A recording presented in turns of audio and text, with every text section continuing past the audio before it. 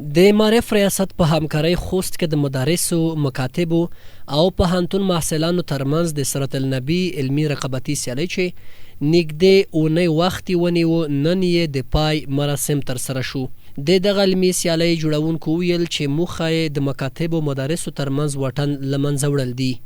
د سیالۍ کې موږ سره د مکاتبو، مدارسو طالب العلمانو او ترڅنګ د پوهنتون محصلینو ګډون کړی و. موږ سره ټول ټال په دغه سیالۍ کې 230 تنه زده کوونکي ګډون کړی و چې له ډلې څخه یې 10 ممتاز زده کوونکو لپاره نن ستاین غونډه جوړه شوې ده او په بېلابېلو تخایفو به نازول کېږي. د دغه سیالۍ څخه هدف او مقصد مو د مدارسو او مکاتبو ترمنځ د شته فاصله او واټن ختمول، د مدارسو او مکاتبو د زده کوونکو ترمنځ د همغږۍ رامنځته کول او ترڅنګ د پیغمبر صلی الله علیه وسلم په سیرت، ژوند او ارشادات پوهیدل لپاره مو دغه سیالي په لار واچوله. او خو بیا د دغه سیالۍ ګډونوالو ویل چې یا د سیالۍ د دوی لپاره په علمي برخه کې ډېره موثره تمام شوي او دوی دې ته هڅولي څو هره ورځ زده کړو ته بیل وخت ورکړي. او دغه سیالۍ زموږ لپاره بیخي زیاته موثره او مهمه دي او د هغه زده کوونکو لپاره چې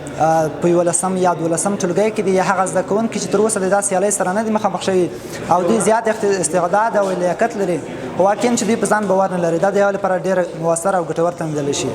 په خوست ولایت کې چې الحمدلله دغه ډول سیالۍ د زده کوونکو او د خوست د ولس د خلکو